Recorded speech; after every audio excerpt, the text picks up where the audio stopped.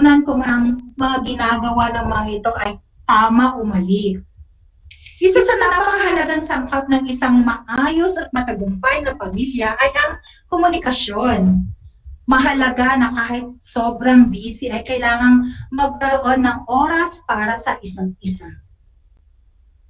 Ikaapat, ginamitan ng pananakit bilang pagdisiplina. Marami sa mga nambubulas ang dumanas ng pananakit bilang pagdidisiplina. Iniisip nila na ang pananakit na ginagawa sa kanila ay tama, kaya ginagaya nila ito. May iba naman na ginagawa ito upang sila ay makapaghiganti sa mga naranasan nila. Bilang magulang, siguraduhin tama ang gagawing pagdisiplina. Kapag pinalo ang mga ito ay kausapin at sabihin sa mga anak ang dahilan bakit sila pinalo. At ang panghuli ay nakita ang pagiging marahas ng mga magulang na magdudulot ng pagkakaroon ng damdamin ng puot sa kapwa at malaon ay pakaramdam ng kasiyahan sa pananakit sa iba.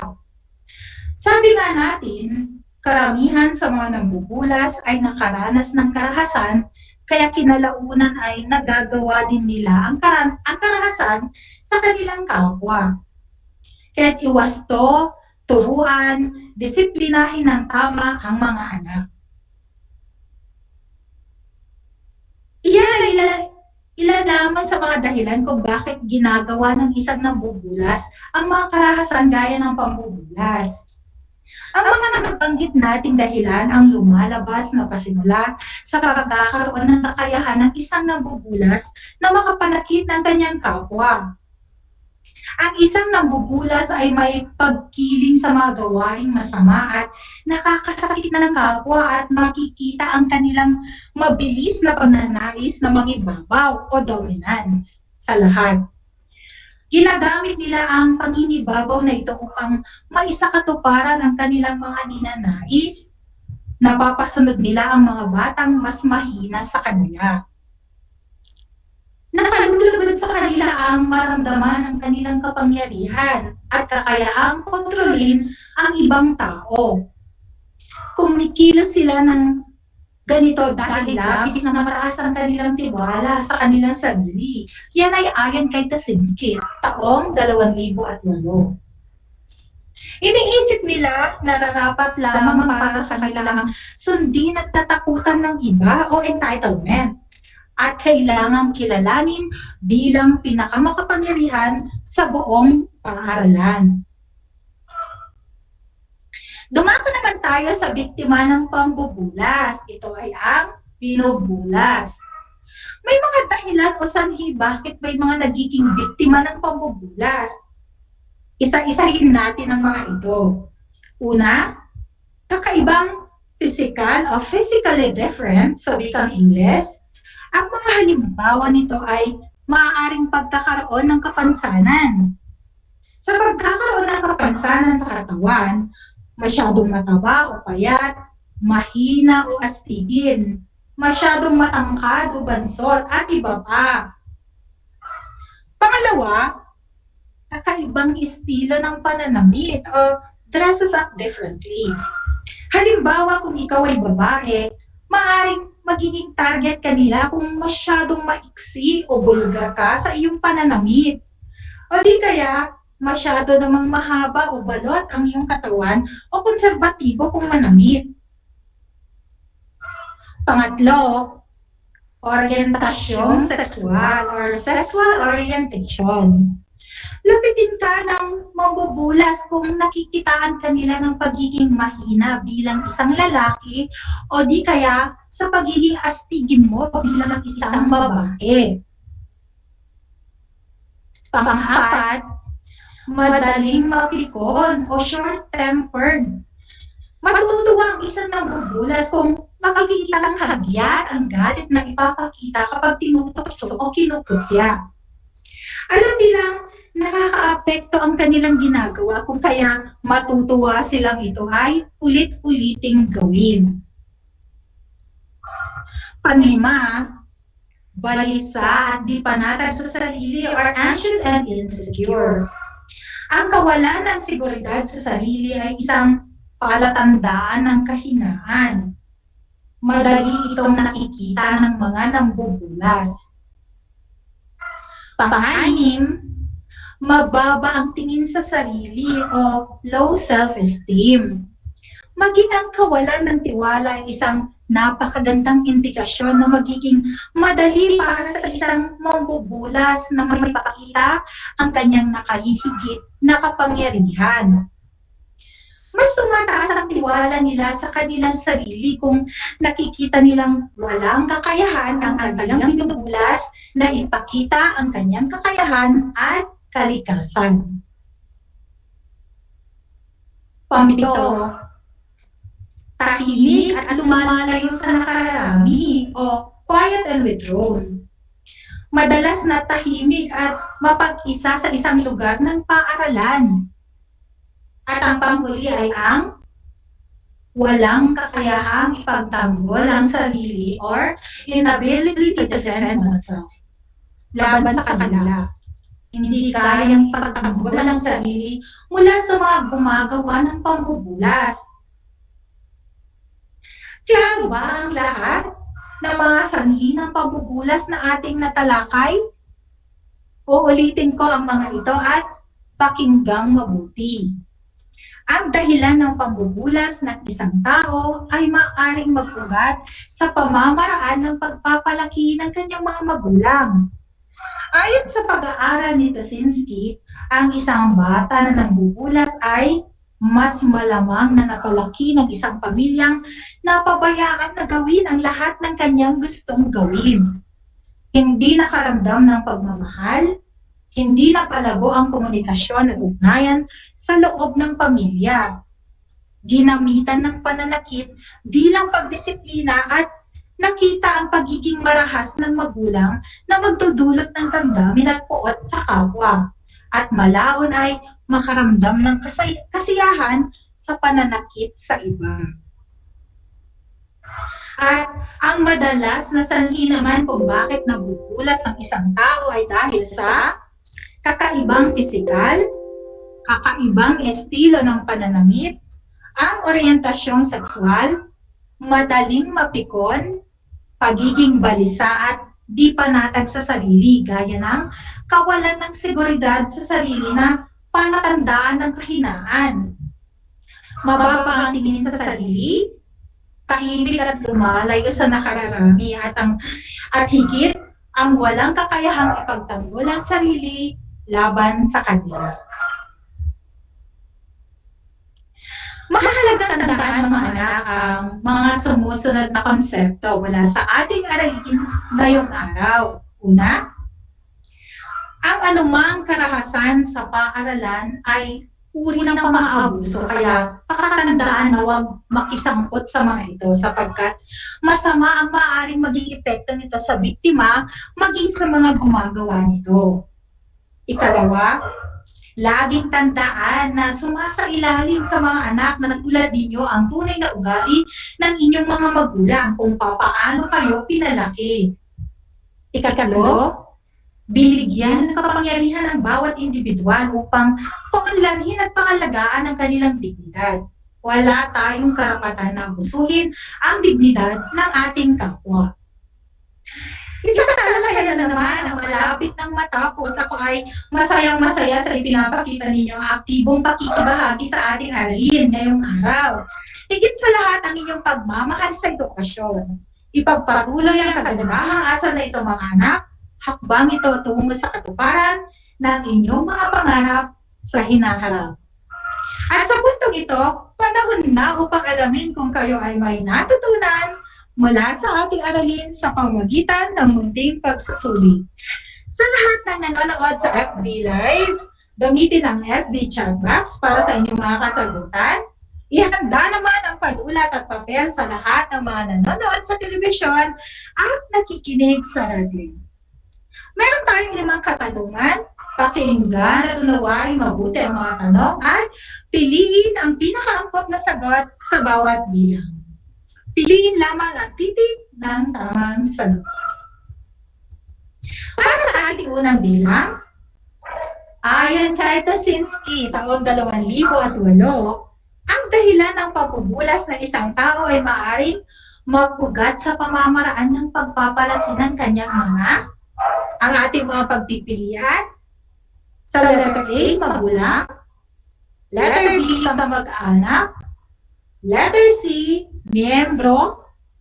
O letter D, kapatid. Dito ang sagot natin ay titik A, magulang. Maaaring mag-ugat ang pambubulas sa pamamaraan ng kanilang pagpapalaki. Para naman sa ating ikalawang bilang, ito ay katangian ng nambubulas kung saan lumalayo siya sa karamihan. So letter A, quiet and withdrawn. Letter B, physically different. Letter C, sexual orientation. Or letter D, short-tempered.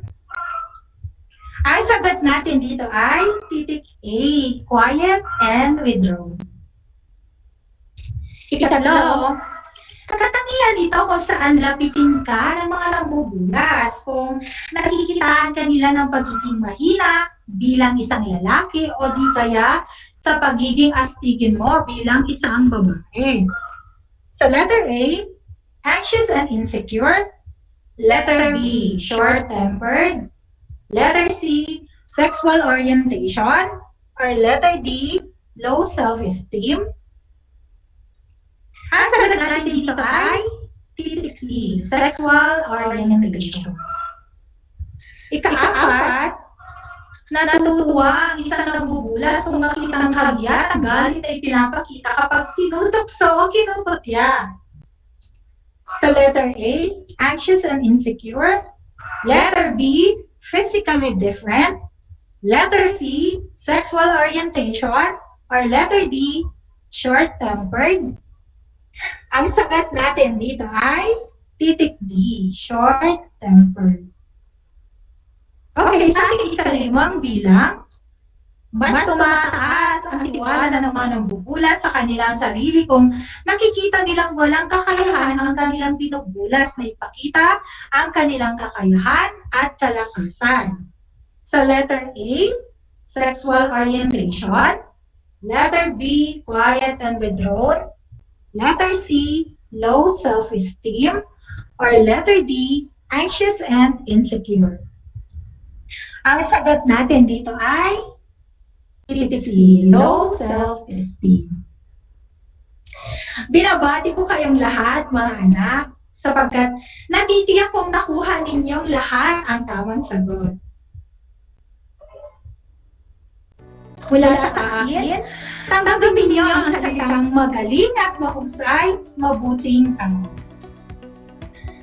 Naghanda ako ng mga gawain at refleksyon sa inyong learning activity sheets. Inaasahan ko na ito ay sasagutan niyo ng buong sigasig at sa abot ng inyong makakaya.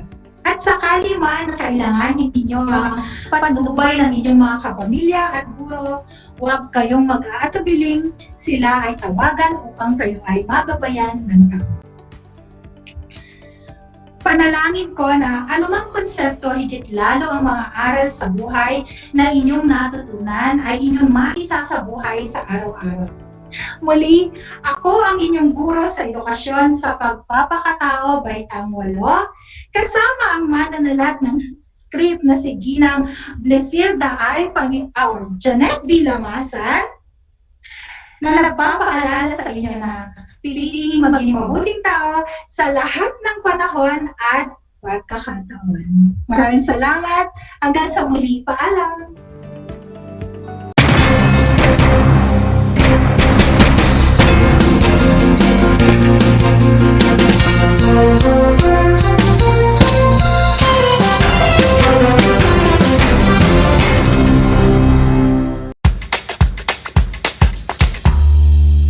Alam niyo ba na ang whale shark ay hindi isang whale? Ang whale shark o butanding ay kinikilalang world's largest fish at tinatawag gentle giants. May sukat itong 12 meters. Maliliit ang ngipin ng butanding, kaya naman planktons o maliliit na hipon at isda lang ang kaya nilang kainin. Simula noong 2011, marami nang nahumaling mag-whale shark watching sa Oslo, Cebu. Alam niyo na, yan ang whale shark!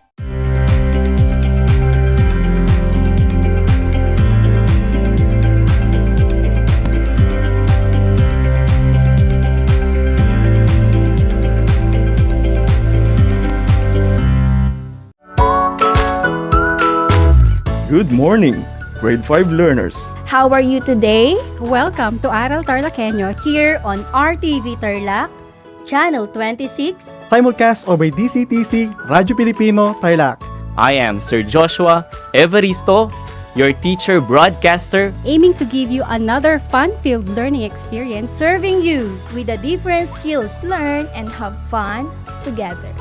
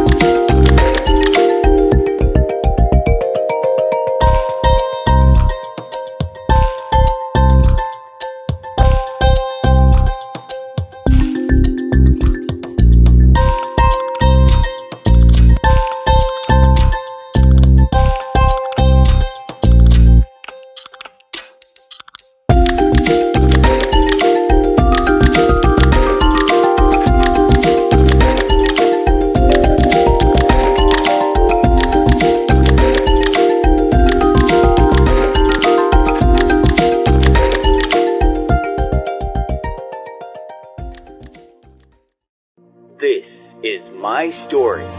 Ano ang kwento ng buhay mo? Malungkot? Masaya? May kababalaghan? O puno ng aksyon?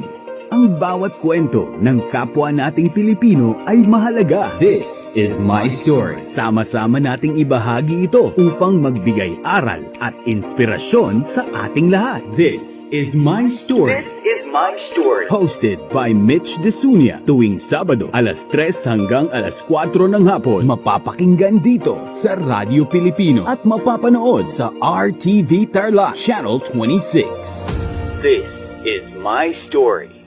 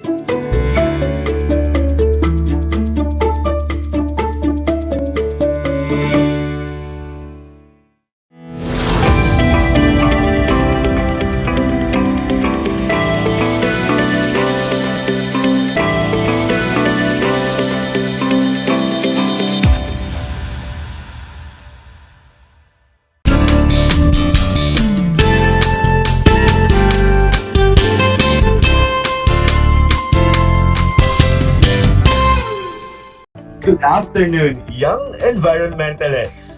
Welcome to Aral TarlakHenyo here on RTV Tarlac, Channel 26. Simulcast over DZTZ 828 Radyo Pilipino Tarlac. Broadcasting live here in Mayantok, Tarlac via remote live broadcast. Committedly engaged to quality delivery of the teaching learning process. I am Sir Robin Bautista Hulipas, and I will be your teacher broadcaster for Science Grade 8, saying learning science is fun, awesome, and amazing. Hello, Grade 8 learners. I know it's difficult to concentrate right now, but trust me when I say you won't want to miss what I have prepared for you. So without further ado, I want you to prepare your self-learning modules, your printed compendium of notes, learning activity sheets, paper and pen, and let's get this broadcast started. Before we begin our new lesson for today, let us have first a short recap of our previous lesson last Monday about the flow of energy in the ecosystem. Energy flows through an ecosystem in only one direction. Energy is passed from organisms at one trophic level or energy level to organisms in the next trophic level. Remember, most of the energy at a trophic level, about 90%, is used at the trophic level. Organisms need it for growth, locomotion, heating themselves, and reproduction. So animals at the second trophic level have only about 10% as much energy available to them as do organisms at the first trophic level. Animals at the third level have only 10% as much available to them as those at the second level. To further determine your level of understanding about our previous lesson, I have prepared 5 questions for you to answer. All you need to do is to analyze the questions or statements and you need to choose the best answer. Write your answer in your science activity notebook. Are you ready, grade 8? Then let's get it on. Let us start with number 1.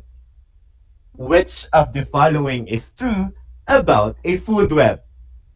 Is it letter A? A food web contains only 3 food chains. B.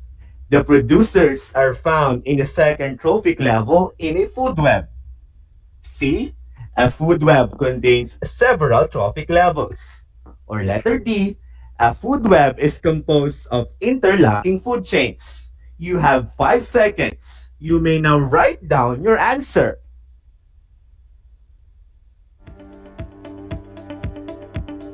The correct answer is letter A. Great job, grade A. For question number 2. In what way are food webs and food chains similar? A. Both feeding relationships involve the transfer of energy among the organisms. B. Both feeding relationships are composed mostly of herbivores. Letter C. The producers in both feeding relationships are eaten by several consumers. Or letter D. All animals in both feeding relationships acting as primary consumers are part of the third trophic level. You may now write down your answer.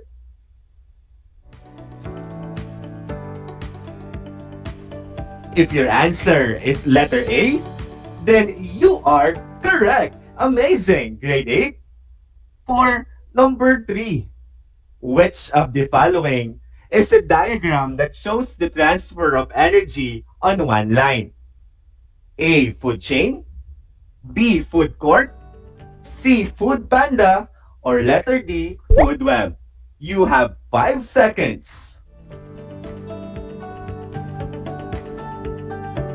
The correct answer here is letter A. Great job, grade 8.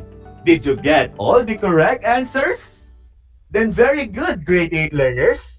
Do not forget these lessons, for we will be needing them as we go through more adventures in this class. For that, tap your shoulder twice, then say, "Hooray!" Are you ready for another adventure in the wild? Today, we will be learning more about other important things we can get from the environment other than the food we eat. In this lesson, you are expected to analyze the roles of organisms in the cycling of materials. Energy is vital to all living organisms to stay alive.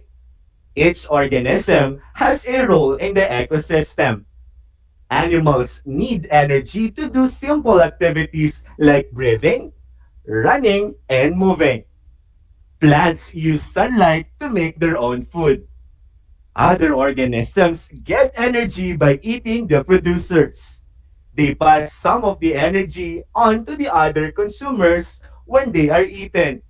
In this way, energy flows from the producers to the consumers.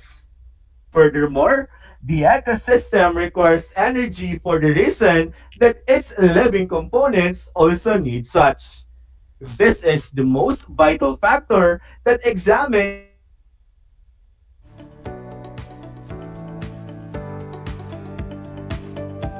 thus, the organisms in an ecosystem can be classified depending on their nutrition. To know more about these organisms, let us play a game entitled Name It to Win It. In this activity, I will be showing sets of pictures and I want you to guess the hidden message. To easily answer the activity, I will be giving clues for your guide. Are you ready, grade 8?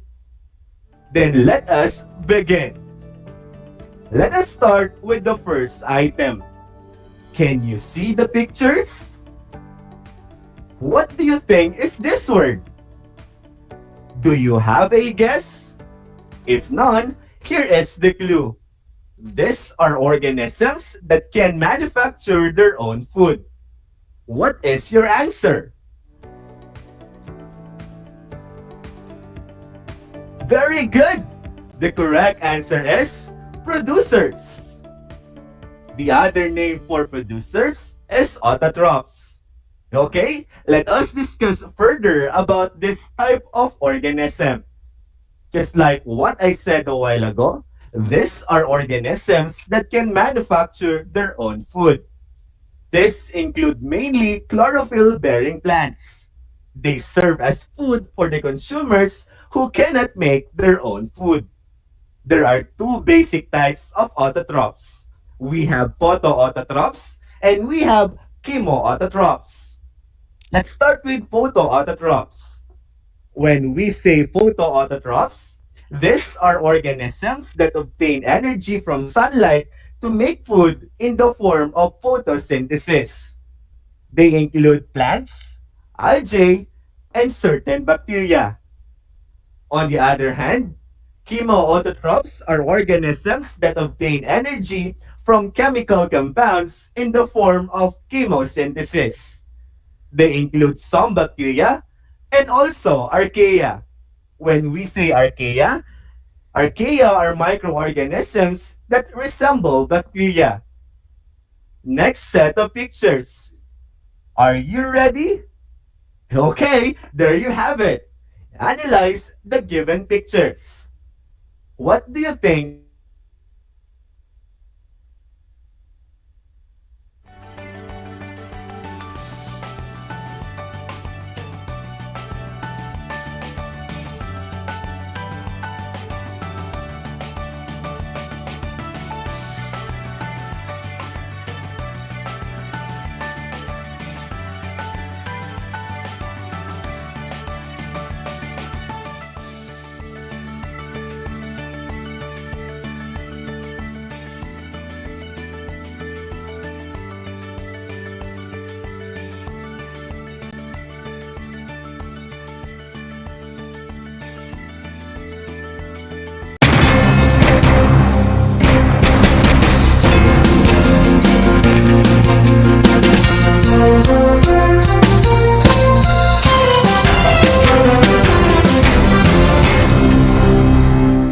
Handa ka na bang magpabakuna?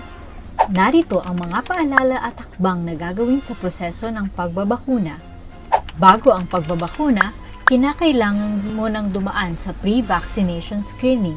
Kinakailangan kumuha muna ng medical clearance sa doktor ang mga kabilang sa special population tulad ng mga sumusunod.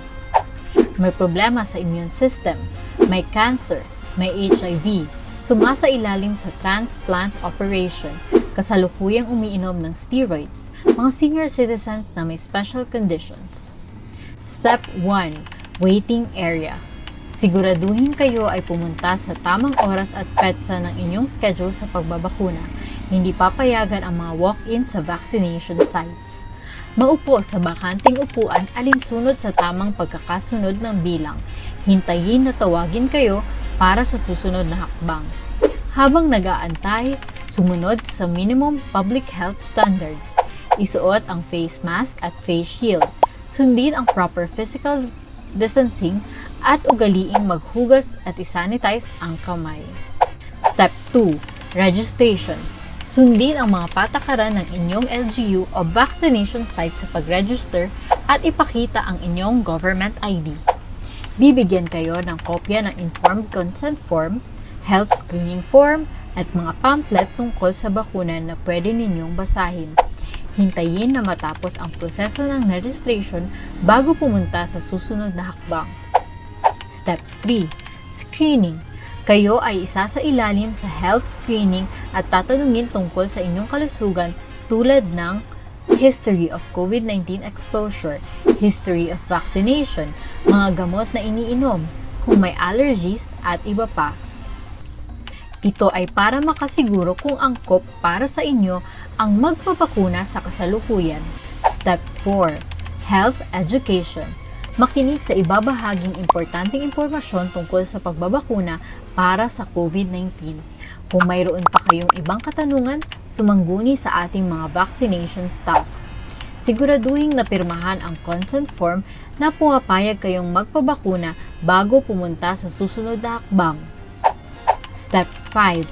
Vaccine administration. Ito ang panahon kung saan kayo ay babakunahan sa loob ng 1 hanggang 2 minuto. Huwag kalimutan na kunin ang inyong vaccination card pagkatapos matanggap ang bakuna. Step 6. Observation. Alinsunod sa Department of Health, ang lahat ng magpapabakuna ay kailangang manatili sa pasilidad ng 15 hanggang 30 minuto para obserbahan kung may hindi magandang nararamdaman. Ang ating medical staff ay nakatutok sa inyo para ma-monitor ang inyong kalusugan. Bibigyan kayo ng mga pangalan ng health facility o hotline o contact kung saan pwedeng pumunta kung kinakailangang sumangguni dahil sa side effects ng bakuna. Narito rin ang mga paalala na dapat tandaan. Siguraduhin bumalik sa schedule para sa pangalawang dose ng bakuna.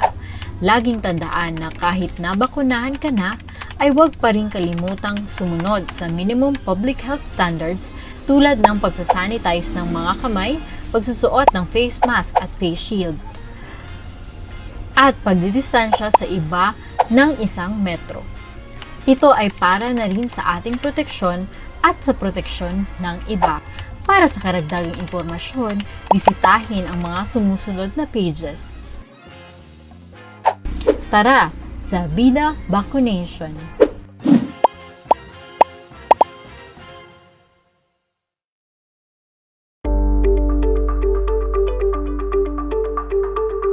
Sa pagnanais na mapigilan ng ating pamahalaan ang pagdami ng bilang ng mga kaso ng COVID-19, binuo ang One Hospital Command Center o OHCC upang mas mabilis na matugunan ang medikal na pangangailangan ng ating mga kababayan. Bukas ang OHCC 24 oras araw-araw. Tumawag lamang sa mga hotline nito sa 0919-977-3333 o 0915-777-7777 o 02-886-50500. Maaari ring i-download ang Pure Force Citizens app sa Android o iOS upang mabilis na matugunan ang sinumang nangangailangan. Layon din ng OHCC na maiwasang mapuno ang kapasidad ng bawat ospital. Kaya't kung ikaw ay kinakailangang tumawag sa OHCC, mabibigyan ka ng libreng preliminary consultation. Para sa mga nangangailangan ng emergency quick response, makikipag-ugnayan ang OHCC sa DOH bed tracker at sa mga ospital upang makahanap agad ng pinakamalapit na bakanteng ospital. Ang transportasyon o ambulansya naman ng ospital na inirefer ng OHCC sa pasyente ang siyang susundo sa bahay nito. Kaya't kapag ikaw ay nakakaranas ng anumang sintomas ng COVID-19 o nangangailangan ng agarang tulong medikal, tumawag lamang sa OHCC at handa silang tumulong sa lahat ng oras.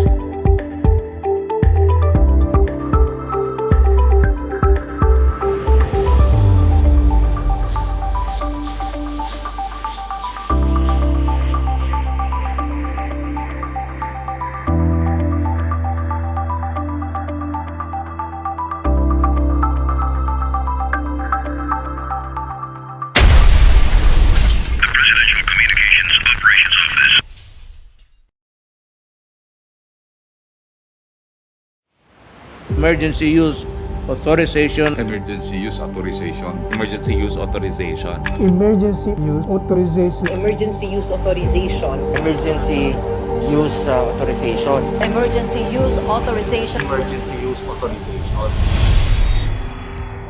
Noong December 1, 2020, pinirmahan ni Pangulong Duterte ang Executive Order 121 na nagpapahintulot sa Director General ng Food and Drug Administration na magbigay ng Emergency Use Authorization o EUA. Ang EUA ay isang paraan para magkaroon tayo ng access sa mga bakuna at mabigyan ng proteksyon ang lahat ng mga Pilipino laban sa COVID-19 virus.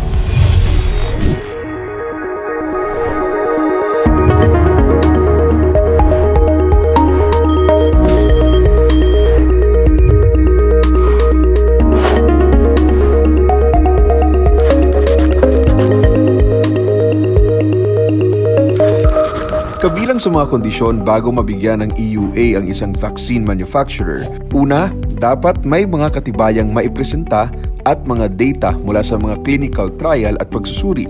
Pangalawa, kapag ang potensyal ng mga benepisyo ng produkto ay mas matimbang kaysa sa mga potensyal na panganib na dala nito. At pangatlo, kapag walang sapat, aprobado at alternatibong produkto para sa pagdiagnose o paggamot ng COVID-19. Yung pong EUA, yun yung tinatawag nating Emergency Use Authorization. Ibig po sabihin, yung mga bakuna na dinedevelop ngayon ng mga malalaking kumpanya at para po sa COVID-19, kahit hindi pa po nako-complete lahat ng kanyang mga pag-aaral at yung mga phase 3 trial niya, papayagan na natin kung gamitin dito sa Pilipinas. Hindi po pwede kasi gamitin sa Pilipinas ang isang bakuna kung hindi ito rehistrado sa FDA o ngayong may pandemic kung wala siyang emergency use authorization. Ano ang prosesong pinagdadaanan bago makapagbigay ng EUA sa isang vaccine manufacturer? So bago po, pag nag-apply dito sa atin ang isang bakuna ng emergency use authorization, yun pong kanyang application, marami pong mga dokumentong kasama yun. Unang-una yung pong quality ng produkto, chinecheck po yan ng mga regulator natin dito sa FDA. May isa pong grupo, titingnan kung yung bakunang yan ay safe pa, kung yan ba ay stable pag dumating dito sa Pilipinas, kung ang pag-manufacture po ba niyan ay sigurado tayo na puro, malinis at saka talagang laging maganda ang produkto na ilalabas ng factory na yan. Pangalawa, may mga expert po tayo ng mga doktor. Expert po sila sa mga sakit na infectious, mga expert sa bakuna, mga epidemiologist. Titingnan man nila yung kanilang safety at saka efficacy. So titingnan nila kung sa datos na ipinakita ay malalaman natin na safe ang isang bakuna at wala po siyang mga grabe na side effect. Titingnan din nila yung efficacy, kung gaano ka-effective po ito sa pag-prevent ng COVID-19 kung sakaling itrop sa atin. So pagkatapos pong i-evaluate ito ng dalawang grupo natin na yon, magbibigay po sila ng recommendation sa akin at magdidesisyon po tayo kung bibigyan natin ng EUA o hindi. Ano ang prosesong pinagdadaanan bago makapagbigay ng EUA sa isang vaccine manufacturer?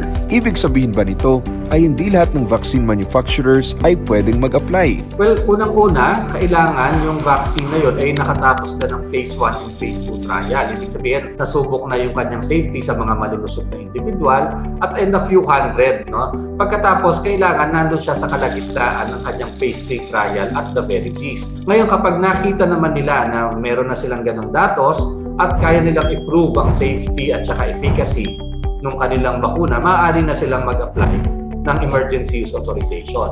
Pero importante rin na ma-prove nila sa amin sa FDA na sila ay merong tinatawag na good manufacturing practice. May mga limitasyon din ang mga vaccine manufacturers kapag nabigyan na sila ng EUA. Alam niyo bang hindi pwedeng ibenta for commercial use ang bakuna kapag may EUA na ito? Wala namang limit. Lahat po na mag-a-apply ay evaluate natin. At basta pumasa po siya doon sa ating panuntunan, sa standards natin, at lahat ng requirements po ng mga dokumento naman to show na good quality yung produkto at ang pag-manufacture nito, ay bibigyan naman po natin ng EUA. Unang-una, maaari lamang nila itong ibenta sa pamahalaan. Dahil hindi naman ito marketing authorization, hindi siya pwedeng commercially ibenta halimbawa sa mga clinic, sa mga pharmacy, dahil nga hindi pa kompleto ang development ng mga bakunang ito. Pangalawa, kailangan babantayan natin ang gusto, no, yung ating mga nabakunahan. Very strict ang ating monitoring and surveillance kasi nga ito ay bagong bakuna pa, it is still under development at kailangan malaman natin kung may mga side effects pa na hindi natin nakikita or kung may mga adverse events, no, na related sa vaccine. Matapos ang pagbabakuna, ipagpapatuloy ng mga eksperto ang pagsasagawa ng surveillance sa mga nabakunahan bilang bahagi ng tuloy-tuloy na pag-aaral sa mga bakuna kontra COVID-19, lalo na sa mga long-term effects nito. So pagkatapos nating mabakunahan, oobserbahan tayo, no, doon sa lugar kung saan tayo pinagbakunahan at kung meron tayong may naramdaman o may nakita, i-report po yun diretso agad sa DOH at sa FDA. Pero tandaan, ang EUA ay hindi pang matagalan at mayroon lamang itong 1 taong validity. 1 year ang validity ng EUA, pero syempre mare-revoke yun kung halimbawa makakita tayo ng problema, no, doon sa bakuna, magkaroon tayo ng safety concerns. Kapag siya ay nagparehistro na ng full licensing talaga, mare-revoke na rin yung EUA. No? Pag nawala na yung pandemic, then na-phase out din ang mga EUA. Matapos mabigyan ng EUA, maituturing na bang safe at effective ang isang bakuna? So, inaaral po natin ng gusto lahat ng datos na available tungkol sa isang bakuna para sigurado tayo na safe siya o ligtas siya at maganda yung kanyang efficacy. Sa ngayon, ginagamit natin sila kasi alam natin na at this time na capable sila of preventing, no, na magkakasakit tayo at saka yung short term na safety profile niya ay maganda. Talagang kami po sa pamahalaan sinisigurado naman namin at ginagawa namin yung trabaho to make sure na ang magagamit natin na bakuna ay safe at mataas po ang efficacy. Ibig sabihin makakatulong po ito sa atin para labanan ang COVID-19 at nang matapos na ang pandemic na ito. Lahat ng available na COVID-19 vaccine sa bansa ay FDA approved. Ano pa ang hinihintay nyo? Kaya magpabakuna na kung pagkakataon mo na. At yung pagbabakuna, tulong natin yan sa sarili natin, sa pamilya natin, at saka sa buong Pilipinas. Wag po sana natin gawing choice na hindi magpabakuna.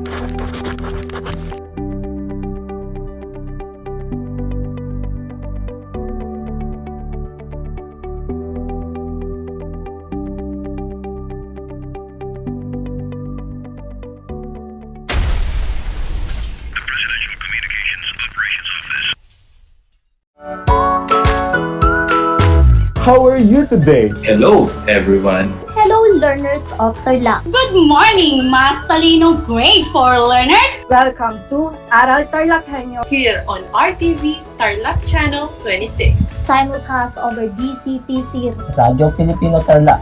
I'm Sir Glenn, your teacher broadcaster. Broadcasting live here at Paniki Tarlac. Remotely here in Concepcion, Tarlac. Live here at Barangay Pedro Elquines, Mayantok, Tarlac. Broadcasting live from Ramos National High School. Your anchor teacher today for grade 9 mathematics.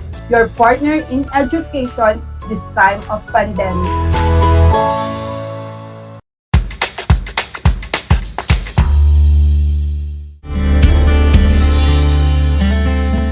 Alam niyo ba na ang Pilipinas ay mayroong 7,641 islands? Mula sa bilang na 7,107 islands, nadagdagan ito ng 534 na isla noong 2017. Tanging 2,000 lamang sa mga islang ito ang natitirhan.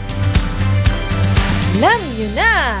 Yan ang mga isla sa Pilipinas.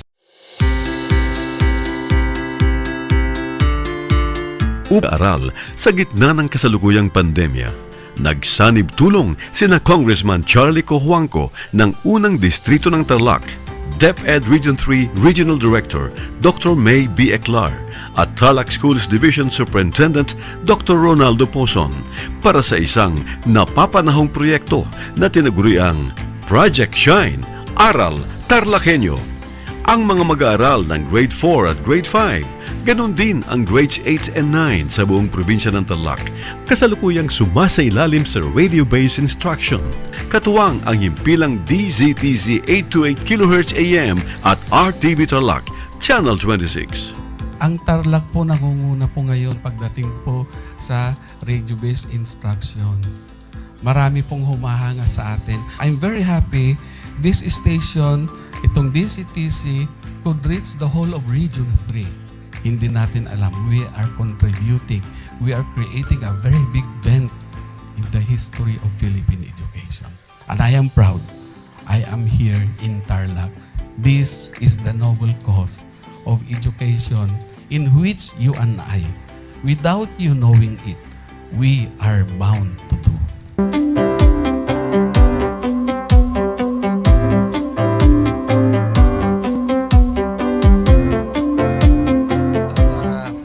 Project natin na Project Shine is a natural consequence dahil sa nangyari sa buong mundo. Let's continue to work together. I think it's very Filipino to practice bayanihan in anything or most of the things that we do. And this is a manifestation of that. No? We have private sector, we have DEPED, we have local government, all working together. And I hope the parents of some of these children, especially the parents that did not graduate from school or hindi nakapag-aral nung sila ay bata, sana naman gamitin na nila itong opportunity na mag-schooling na rin sila kasama ng mga anak nila para mag-bonding pati ang mga magulang sa mga bata. I look at this as doing God's work. Diba?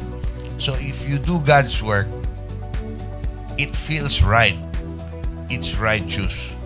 It's for good, not for evil. Good morning and happy learning, grade 4. Welcome to Aral TarlakHenyo here on RTV Tarlac, Channel 26. Simulcast over DZTZ 828. Radio Filipino Tarlac. I am Teacher Mercy Pacheco Bognot. This is Alistair Aidatu.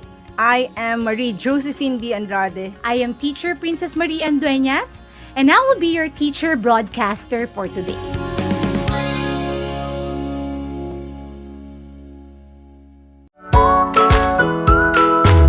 Good morning, Grade 5 learners. How are you today? Welcome to Aral TarlakHenyo here on RTV Tarlac, Channel 26. Simulcast over DCTC, Radyo Pilipino, Tarlac. I am Sir Joshua Evaristo, your teacher broadcaster, aiming to give you another fun-filled learning experience, serving you with the different skills learn and have fun together.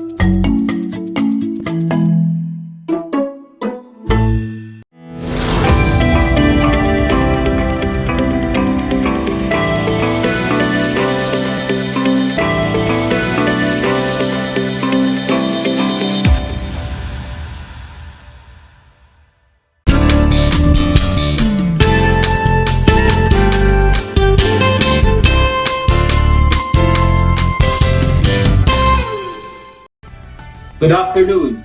Welcome to Aral TarlakHenyo here on RTV Tarlac Channel 26. simulcast over DZTC Radyo Pilipino Tarlac. We are also live on Channel 100 of Converge Cable TV. Today is June 23, 2021, and I pray that you are all doing well. This is Elmer L. Isla, your Math 8 teacher broadcaster for today, and during this session, we are going to continue to learn about the probability of a simple event, the topic which was initially discussed to us by Ma'am MJ last Monday. But before we begin, I want you to prepare your paper and pen for note-taking and solving purposes. Your learner's material in Mathematics 8 as you turn the page on the lesson on probability of a simple event, as well as your learner's activity sheet. I will give you 5 seconds to find a comfortable place and prepare the necessary materials that we will need for our discussion.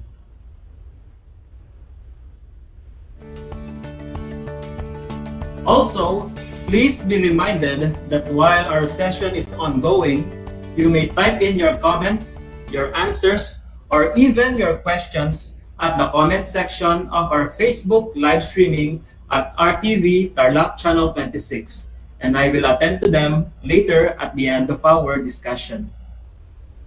Today, as I mentioned earlier, we shall continue discussing the topic on probability of simple events. And just like before, let us give our best for this session and keep the same energy and passion in answering the tasks that I will be giving for you today. But before we formally continue the lesson, we will play a short game to prepare and ease our minds for the task ahead. Let us have the mechanics of the game. First, I will be showing you a picture, and based on it, you will be coming up with 2 words that will complete a phrase that is directly related to the given picture. Do take note that the first letter of the required words will be given for each item as one of your hints. Also, I will be giving the subject or field for which the item belongs to. As a guide example, I will provide you the first item as our practice. You may write your answers within the time limit of 10 seconds on your notebook or type it in the comment box of our live stream, and we will check them as we move along. The title of our mini game is Complete the Phrase. I will give you 10 seconds to give your answer for each number. The first picture is now shown. The phrase is related to dates and time. The phrase to be completed is the following: 12M in a Y. What are the 2 words that start with M and Y that will complete the given phrase? I will now give you 10 seconds to think of the correct answers. 10 seconds, go.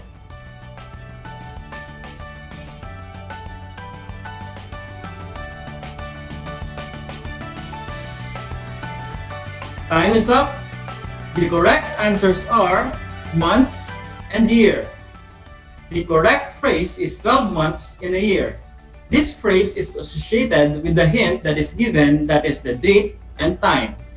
So that is how we will be playing this mini game.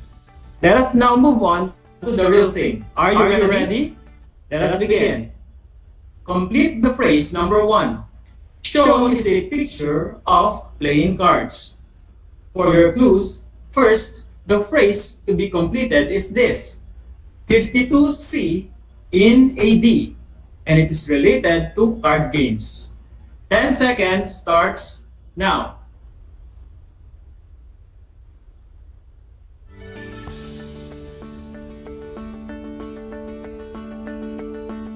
Time is up.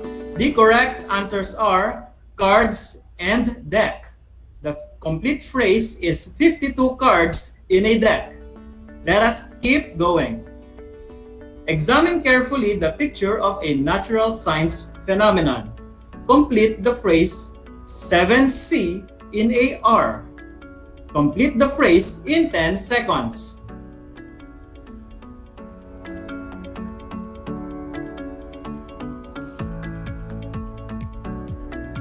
Time is up. Let us have your answers.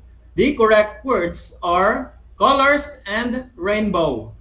The complete phrase is 7 colors in a rainbow. Have you gotten the correct answer? Good going. Complete the phrase number 3. Examine the given picture which shows an important topic in English. Complete the phrase 8P of S. Give the words that will complete it. 10 seconds, go.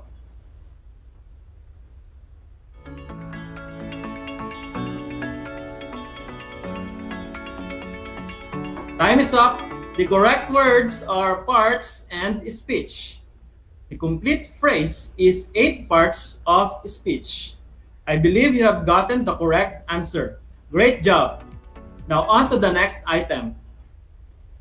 The next item shows us a picture from space.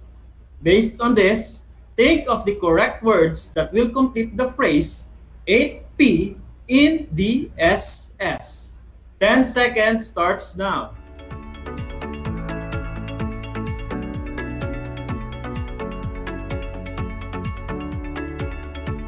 Time's up.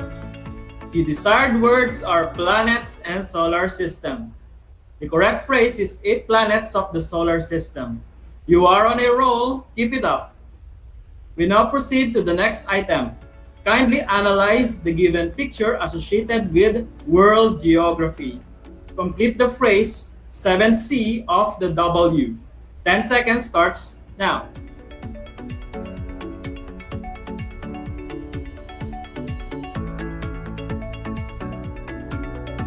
Time is up. The correct words are continents and world. The correct phrase is 7 continents of the world. Got it? Give it up. We now proceed to the next item. Kindly analyze the given picture associated with Philippine geography. Complete the phrase 18R of the P. 10 seconds starts now.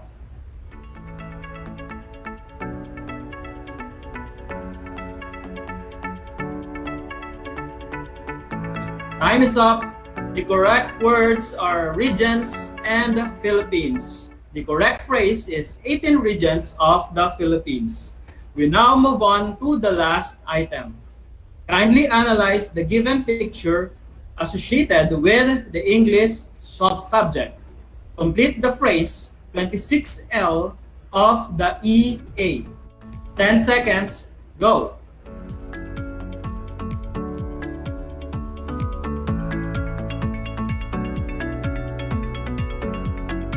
Time is up. The correct words are letters and English alphabet. The correct phrase is 26 letters of the English alphabet. I think you have done a great job. Congratulations, everyone. As you may have noticed in our game, we have utilized the numbers at the start of each phrase in coming up with the correct words that will complete them. These numbers are related to the things that we will discuss today. These numbers are associated with the term under the topic probability of simple events. Today, we will turn our attention in the discussion of this Math 8 concept. But first, we will look and familiarize ourselves with the different terms associated with probability of simple events. We will learn 2 terms that are very important to this topic. Let us proceed. The first term is about simple event. A simple or single event is an event with a single outcome or only one answer. This likelihood can be expressed as a fraction, a decimal, or in percent, with 0 being the probability of an impossible event and 100 and 1 or 100% that of a sure or certain event. In short, all of our answers with the examples and exercises are between 0 and 1 inclusive and can be expressed in fractions of simplest form decimal, or percentage. Some of the simple events may include the following: tossing of a coin, drawing of a card in a deck of playing cards, and rolling of a die. These are just some of the popular examples of events that are used as examples. Can you name some other examples? Comment it in the comment section below. The next term is sample space.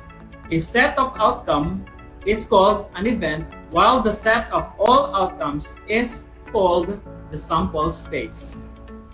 Going back with the examples of simple events earlier, the tossing of a coin will have two sample spaces. A coin toss will result in either head or tail.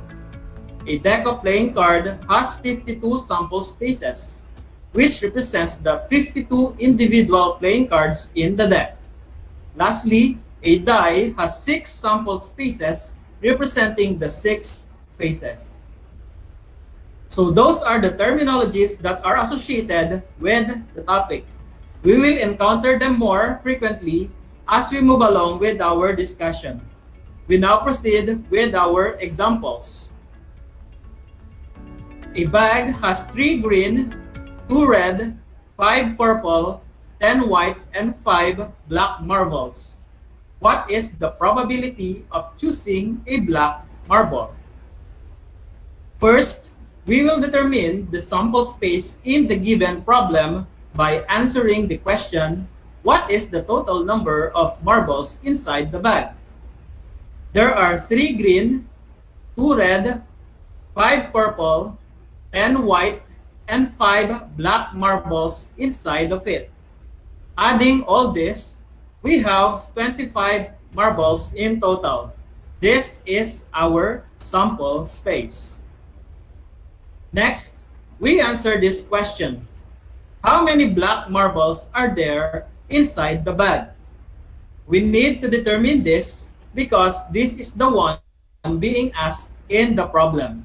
So going back, we know from the given that we have 5 black marbles inside the bag. This is the number of favorable outcomes in the given problem. We now know the 2 important details that we need in order to solve the problem. We will now input this data in the formula. The formula for the probability of an event is number of favorable outcomes divided by sample space. By substitution, we have the fraction 5/25 as the probability of picking a black marble. For our final answer, we must make sure that the fraction is always in the simplest form. Therefore, the final answer is 1/5. We now go to example number 2.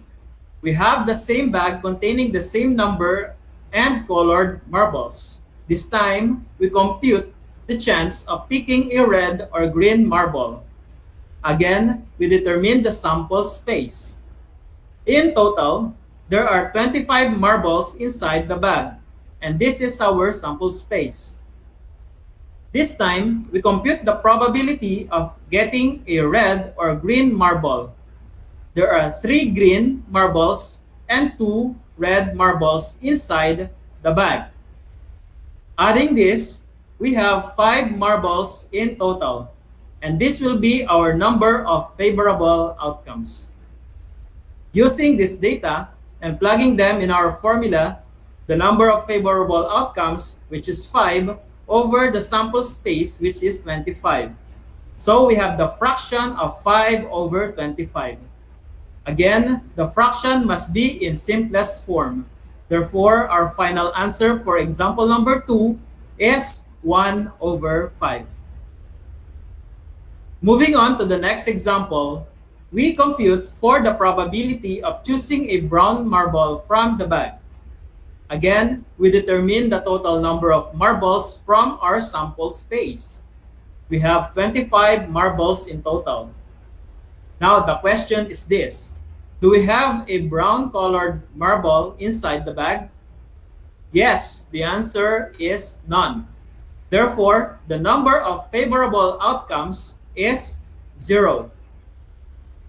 Again, substituting these two values in our formula, we arrive at the fraction 0 over 25. We simplify the fraction. Remember, 0 divided by any number is 0, our final answer. Now, what does a 0 answer mean when it comes to probability? Well, if you obtain a 0 answer, then that means that the event is impossible to happen. In the example, it is impossible to pick a brown marble since we have no brown marble of that color inside the bag in the first place. For the fourth example, we will compute the probability of choosing any colored marble inside the bag. The total number of marbles is still 25, since we are still using the same bag from the previous 3 examples. Consequently, the number of favorable outcomes is also 25. Why? Because in the problem, we are choosing any colored marbles. That means that all marbles are possible to be picked in our probability computation. Now, substituting this, we have the fraction 25 over 25. Again, simplifying this, we have the final answer of 1. What does a final answer of 1 means in probability? It means that the event is 100% sure to happen. We have now learned to solve for the probability of an event using the data on number of favorable outcomes and sample space. To deepen our understanding even more, we shall have some more examples. Example number 5. Given a standard die, determine the probability of getting a 5 when rolling the die 1 time. Since there's only one number 5 in a die, the number of favorable outcomes is equal to 1, while the sample space is equal to 6.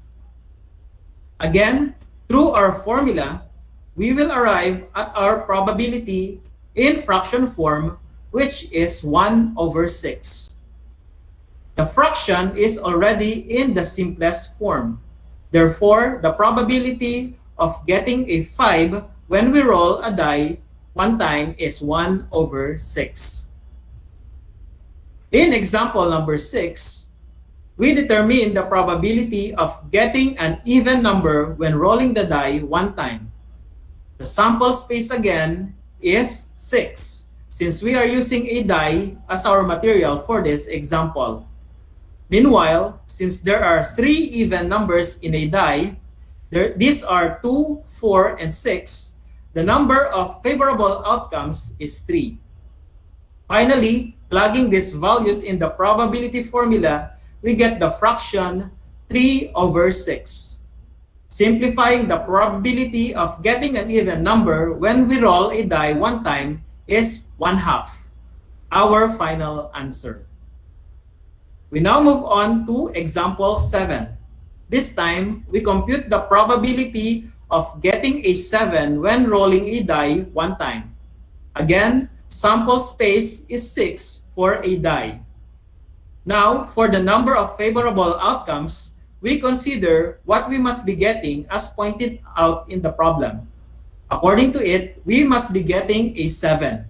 Now, is there a 7 in the die? The answer, of course, is none. Therefore, the number of favorable outcomes is 0. Through the formula and substituting the values we obtained, we will get the fraction 0 over 6. Simplifying, the final answer is 0. This means that the event is impossible to happen.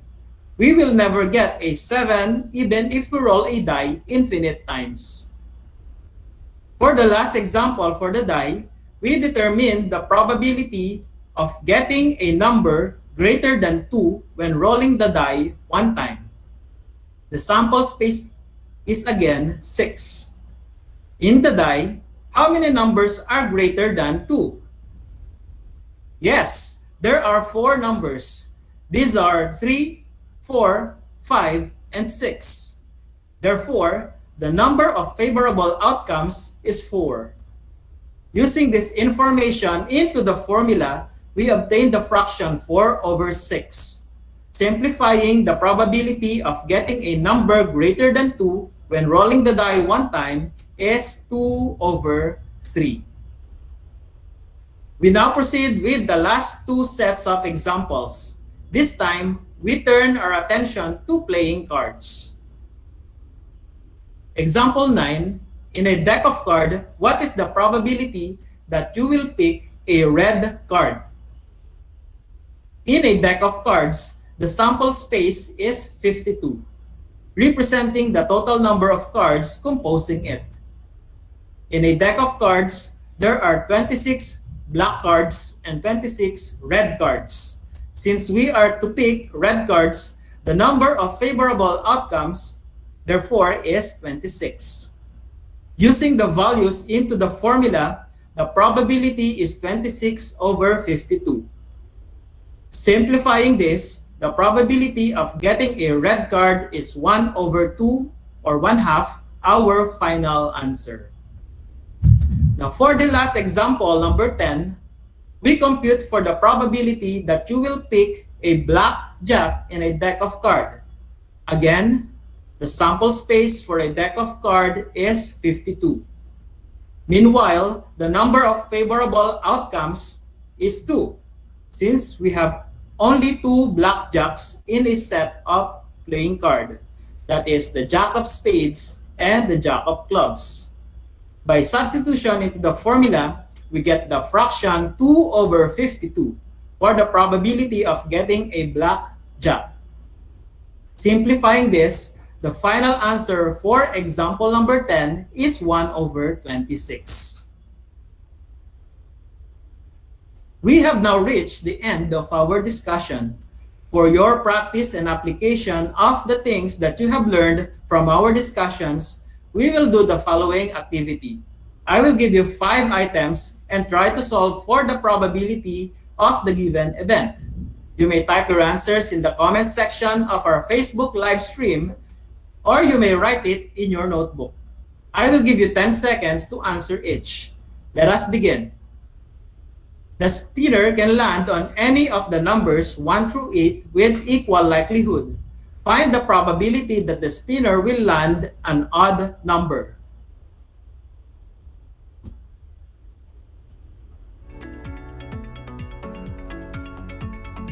Time is up. The correct answer is 3 over 8. The spinner can land on any numbers 1 through 8 with equal likelihood. Find the probability that the spinner will land an odd number. 10 seconds.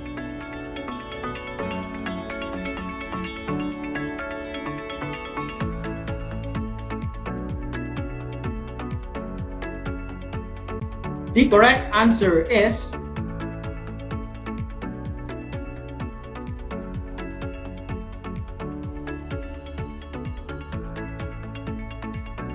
The correct answer is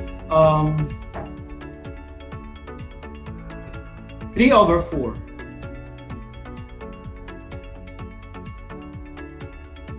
How did you do with the activity? Congratulations for doing a job well done, grade 8 learners. And that concludes our lesson for today.